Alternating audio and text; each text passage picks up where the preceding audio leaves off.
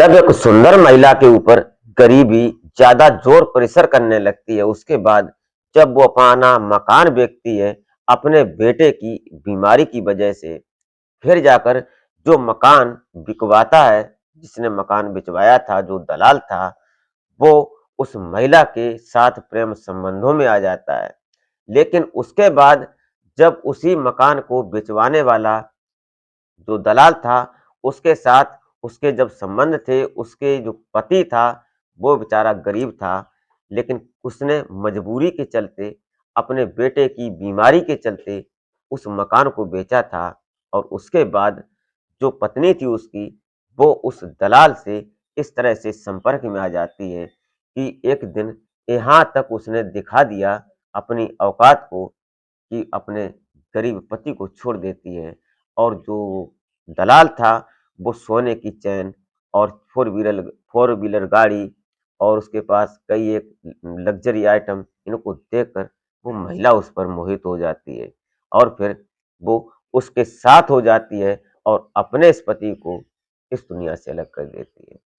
आज की ये सच्ची घटना बड़ी दर्दमयी है। आप इस घटना को अंत तक ज़रूर सुनिएगा और घटना में अगर आपको ज़रा-सी भी कोई बात अच्छी लगे, तो कमेंट ज़रूर कर दिया करें। तो हर रोज़ की तरह आपसे बस वो एक छोटी-सी रिक्वेस्ट है कि हमारे चैनल पर अगर आप पहली बार विज़िट किए हैं, तो हमारे चैनल को सब्सक्राइब ज़रूर कर लें, इसी तरह की कहानियाँ सुनने के लिए।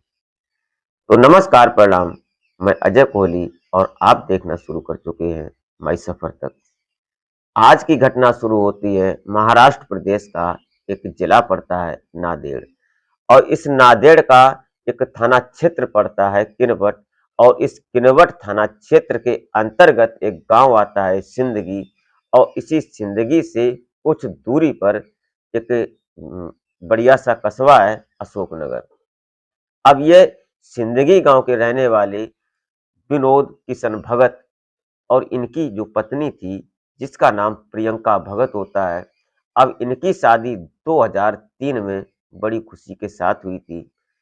दरअसल ये जो विनोद भगत हैं, ये गरीब टाइप के हैं, ज़्यादा गरीब भी नहीं, अपनी मज़दूरी झाड़ी करते हैं, इनके पास ज़्यादा ज़मीन नहीं थी, लेकिन अच्छा खासा अपना ये मज़दूरी करके अपनी गुज़र-बसर कर रहे थे। आर्थिक स्थिति इतनी मजबूत नहीं थी फिलहाल। समय का सिलसिला धीरे-धीरे आगे बढ़ता रहता है और इसी बीच इनके 2 बच्चे हो जाते हैं। इनमें बड़ी बेटी होती है, छोटा बेटा होता है। घटना, कहानी आगे चलती रहती है और जो एक दिन उनका बेटा होता है, वो बेटा अचानक बीमार हो जाता है। जब वो बीमार होता है, उसके बाद जो प्रियंका थी, प्रियंका अपने पति से बोलती है कि कुछ भी करो, हमारे बेटे को सही करवाओ। तो प्रियंका सोचती है कि हमारा बेटा है, तो उसका पति जो था किशन भगत, वो भी तो ये सोचता था कि हमारा बेटा है। दोनों पति-पत्नी मजबूर थे, कर्जा इधर-उधर से लिया और बेटे के इलाज में लगाया। जिस हॉस्पिटल में उसको भर्ती करवाया, उस हॉस्पिटल में डॉक्टरों ने उसके पास इतना पैसा नहीं था कि जो उस समय डॉक्टर ने पैसे माँगे थे, वो पैसे दे सके। बस इसी के चलते जो किशन भगत होते हैं, इन्होंने तलाशना शुरू कर दिया कि कोई ऐसा व्यक्ति मिल जाए, जो कि हमारा जो अशोकनगर का मकान है 4 कमरों का और उसमें बरामदा है, तो हम उस मकान को बेच देते हैं। उससे जो पैसा मिलेगा, हम अपने बेटे को सही करवाएँगे और उसके बाद जो पैसा बचेगा, उससे हम अपना कुछ रोज़गार करेंगे। ये उसका प्लान बन जाता है, अपनी पत्नी प्रियंका को साथ में लेकर। तो प्रियंका बोलती है कि कुछ भी हो, हमारा बेटा बना रहेगा, तो ज़मीन हम फिर ले लेंगे। अब जो विनोद भगत था, वो तलाशना शुरू कर देता है किसी को जो खरीदे। इसी बीच मुलाकात होती है उसकी शेख रफ़ीक से। अब ये शेख जो था, शेख रफ़ीक, इससे जब बात होती है तो वो बोलता है, "कोई बात नहीं, शाम को मैं तुम्हारे घर आता हूँ और बैठकर बातचीत करेंगे, जो भी होगा।" ऐसा ही हुआ, शाम को वो फ़ोर व्हीलर गाड़ी से इस शेख रफ़ीक जो था, ये किशन भगत के यहाँ पहुँचता है और जब प्रियंका उसको पानी लाकर देती है, पत्नी भी सामने थी और ये तीनों लोग बैठकर जब बातचीत करते हैं, बातचीत होते-होते जब उस मकान की कीमत उसने बताई कि अच्छे खासे दामों में बिक जाएगा, तो 30 लाख रुपए की उसने ज़मीन, उसका मकान बिचवा देता है। फिलहाल वो गरीब था और उस वजह से उसने अपने मकान को बेच दिया। 30 लाख रुपए जब उसको मिलते हैं, वो अपने बेटे का इलाज करवाता है और उसके बाद फिर जब इलाज हो जाता है, वो सही हो जाता है, फिर वो जो पैसा बचता है, उससे वो अपना कुछ और रोज़गार करने लगता है। वो दूसरी जगह रहकर अपना कुछ धंधा-पानी करने लगता है। कहानी आगे बढ़ने लगती है। अब जो शेख रफ़ीद जो था ये अक्सर अब उसके घर आता और जो किशन भगत था, प्रियंका थी, ये उसका बहुत-बहुत आभार व्यक्त करते, बहुत एहसान मानते कि तुमने बुरे वक़्त में मुझे साथ दिया। मैं तुम्हारा आभार रखता रख मतलब कुल मिलाकर उसका आभार उन्होंने ले लिया, एहसान ले लिया। अब जो ये शेख था इसने सोचा कि मौके का फ़ायदा उठाया जाए। वो अक्सर जब मर्जी होती घर आता और जो किशन भगत था, उसने भी खुली छूट दे रखी थी कि तुम जब मर्जी हो, तुम आ सकते हो, तुम्हारा घर है। लेकिन जो शेख रफ़ीद था, इसने कहा कि कोई बात नहीं, अगर तुम्हें कभी भी फ़िलहाल ज़रूरत पड़े, तो तुम मुझे फिर बताना, मैं तुम्हारी सेवा के लिए तैयार हूँ। इस सेवा की वजह जो प्रियंका भगत थी, वो बन जाती है। उसको देखकर इतना वो दीवाना हो जाता है, एहसान करने लगता है, हर संभव कोशिश करता है मदद करने की, लेकिन किशन भगत इस बात को आँक नहीं पाता, कहानी आगे निकल जाती है। किशन भगत अपना काम करने लगता है, दूसरी जगह दुकान कर लेता है, वो वहाँ रहता है।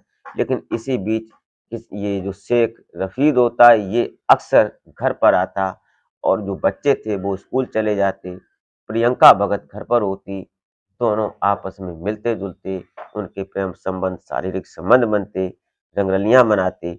अब वो जब मर्ज़ी होती, किसी होटल में जाते, खाना-पीना होता, अच्छी-अच्छी उसको गिफ्ट लाकर देता। वो सोने की चेन पहने हुए था, उसके पास घड़ी महँगी थी, गाड़ी महँगी थी, अच्छे कपड़े सूट-बूट में रहता। ये सब देखकर जो प्रियंका थी, वो उस पर दीवानी हो जाती है और फिर ये मर्ज़ी होती जहाँ घूमती। एक दिन अचानक जो किशन भगत था, वो अपना काम कर रहा था, तो किसी कारणवश वो दोपहर में जब घर आता है, तो घर आकर देखता है कि उसकी पत्नी फिलहाल घर पर नहीं थी। जब घर देखा तो वो इंतज़ार करता है कि बाहर ताला लगा हुआ है, क्योंकि बच्चे तो स्कूल गए और वो मौज-मस्ती करने गई और पति काम करने गया। जब वो आता है, जब वो नहीं दिखती, अब वो इंतज़ार करने लगता है और उसका दिमाग ठनकने लगता है। जब वो घर आती है लगभग 1 घंटे के बाद, जब वही शेख रशीद इसको उतारता है अपनी गाड़ी से, तो देखकर उसकी आँतों में आग लग जाती है। वो घर आती है, घर आने के बाद जो ये किशन भगत होता है, वो प्रियंका भगत को ढंग से बजाता है, पीटता है, उसके बाद फिर आए दिन अब ये घर में होने लगता है। घर में गृह कलेश शुरू हो जाता है। अब किशन भगत जो था, ये शराब का आदी हो जाता है, वो अक्सर ड्रिंक्स करने लगता है। लेकिन इसी बीच जो प्रियंका भगत थी, उसने अपने प्रेमी शेख रशीद को बताया कि अब इस किशन भगत को रास्ते से हटाओ, वरना अब हमारा तुम्हारा मिलना बहुत मुश्किल है। और फिर ऐसा ही होता है। उसने कहा कोई बात नहीं, परेशान मत हो, सब कुछ हो जाएगा, समय आने दो। ये 29 अगस्त 2025 को शेख रफ़ीद इसको ले जाता है और गाड़ी में बैठाता है, इसको ड्रिंक्स करवाता है अच्छी खासी और फिर एक नदी पड़ती है, पैनगंगा नदी, वहाँ पर इसको ये फेंक देता है। नशे की स्थिति में इसने ये समझा ही नहीं कि मुझे कहाँ गिर रहा हूँ, कहाँ पर क्या हो रहा है और ये उसको लाद देता है और जो किशन भगत था, ये नदी में जा गिरता है। नदी में गिर जाता है, उसके बाद 29 अगस्त की ये बात है और इधर प्रियंका भगत जो थी, वो 1-2 दिन के बाद इसी किनवट थाना में जाती है, वहाँ जाकर अपने पति की गुमशुदगी की एफआईआर दर्ज करवाती है। पुलिस इस बात की पड़ताल करती है, लेकिन कहीं कोई अता-पता नहीं लगता। फिर जाकर जब पैनगंगा नदी में एक शव मिलता है, अज्ञात शव, पुलिस उसको देखती है, फिर स्क्रीनवर थाने के जो थाना इंचार्ज होते हैं, उनको संपर्क किया जाता है। उन सबको ग्रुप में जब बताया जाता तो यहाँ पर ये किनवट थाना की जो पुलिस थी, ये वहाँ पर पहुँचती है। फिर देखते हैं तो ये और कोई नहीं था, ये विनोद किशन भगत ही था। इसकी डेड बॉडी थी। फिर इसका पोस्टमार्टम करवाया जाता है और फिर इसको अंतिम संस्कार के लिए भेज दिया जाता है। उसमें पता चल जाता है कि इसने ज़्यादा नशा किया था, इसलिए ये नदी में गिर गया। लेकिन जब इसके परिवार वाले थे, जो इसके भाई और भतीजे, ये सब बोले कि जब इसने देखा कि शेख इसके यहाँ आता है अक्सर, उन्होंने कहा पुलिस से कि इसकी गहनता से जाँच होनी चाहिए।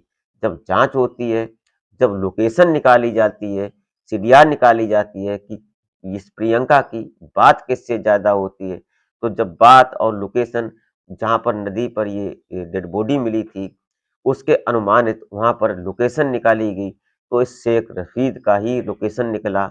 और यहाँ पर जब इसकी सीडीआर निकलवाई गई, तो उसमें पता चला कि जो प्रियंका भगत है, इसकी शेख रशीद से घंटों बात होती है। और उस रात भी बात हुई जिस रात इन्होंने एफआईआर दर्ज कराई थी, उससे पहले भी इनकी घंटों बात होती थी। बस यहीं से पुलिस शक कन्फर्म हो जाता है। फिलहाल इन दोनों को पुलिस अपने अंडर लेती है। अंडर लेने के बाद इनको सलाखों के पीछे पहुंचा दिया जाता है। दोस्तों, इस तरह की भी गरीबी होती है। गरीबी में कुछ भी लोग कर जाते हैं। उसको शौक चढ़ी थी कुछ अमीर बनने का, घर भी बिचवा दिया और अपने पति को भी गंवा दिया। अब वो सलाखों के पीछे है। दोस्तों, ये रही घटना, ये रही कहानी। आप क्या सोचते हैं इस घटना को सुनने के बाद? अपनी राय और सुझाव कमेंट में ज़रूर दे सकते हैं। इस घटनाक्रम को सुनाने का उद्देश्य किसी को हैरान या परेशान करना नहीं था, बल्कि जागरूक करना होता है कि समाज में कुछ भी हो सकता है। जिसको हम अच्छा समझेंगे, शायद वही गलत हो जाए। मिलते हैं फिर नेक्स्ट वीडियो में, तब तक के लिए जय हिंद।